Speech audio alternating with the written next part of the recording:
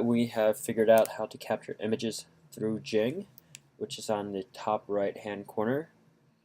The picture that we took was tree wallpaper.png.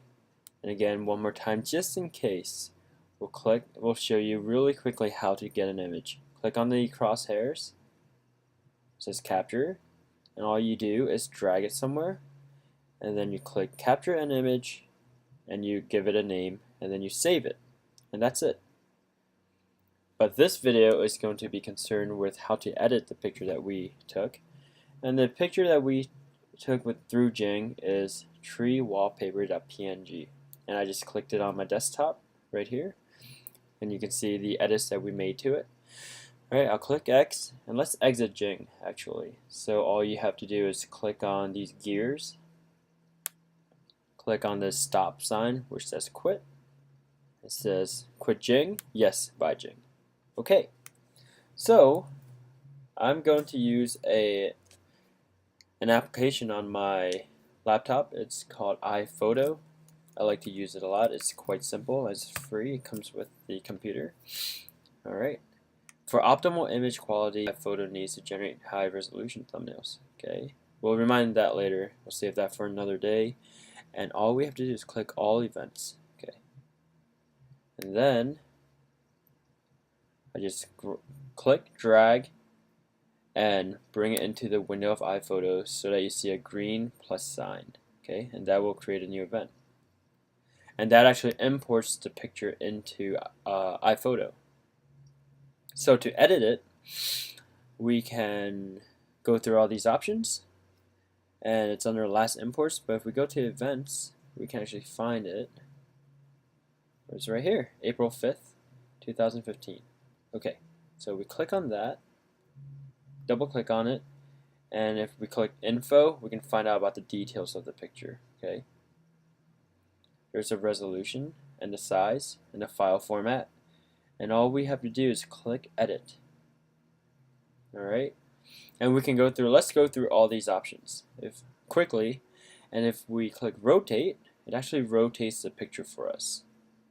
Okay, if you enhance it,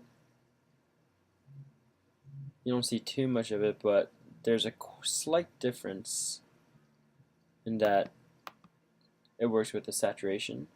We can straighten the picture.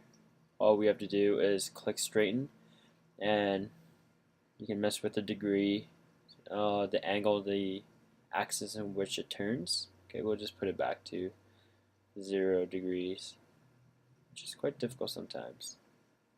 That's close enough. Let's try to get closer. Oh. There we go. Okay, done. And we can crop it. There we go. Okay, and if you crop it, let's try to crop. Let's crop the bottom right fourth of the picture. So we just get the text and the mountain and a small part of the tree. Done. Okay. Now, something important is that we should always duplicate pictures so that after we edit this, we still have the original.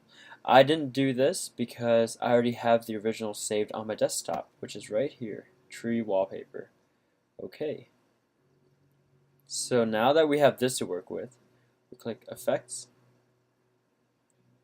and we can go through all these, which can lighten the picture. We can darken it. We can work with the contrast and saturation. We can make it cooler looking, which is just giving it a blue hue. We can even warm it up. I like black and white. It gives it quite a nice effect. And then I zoom in on it. And lastly, we can click on the adjust option, which is on all these three. And the adjust just gets into the finer detail of things. So here we can see exposure, contrast, saturation, definition, highlights, shadows, sharpness, and denoise, the temperature, and the tint. And these are all things that we can mess around with the picture, and let me show you.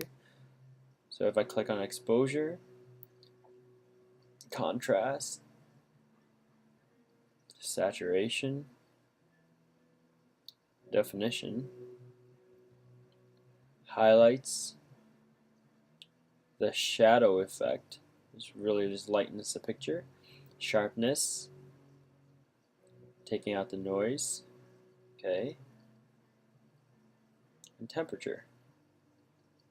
You can see it really does do a lot of things to your picture, and anything that you want to do depends on your personal preference.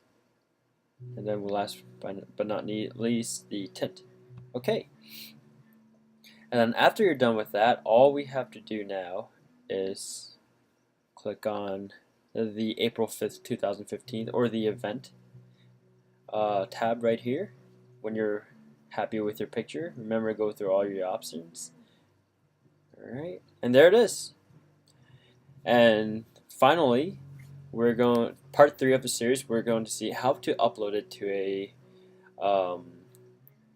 online. Let's say we can even upload it to Facebook, and I will show you how to do that. Alright, thank you so much.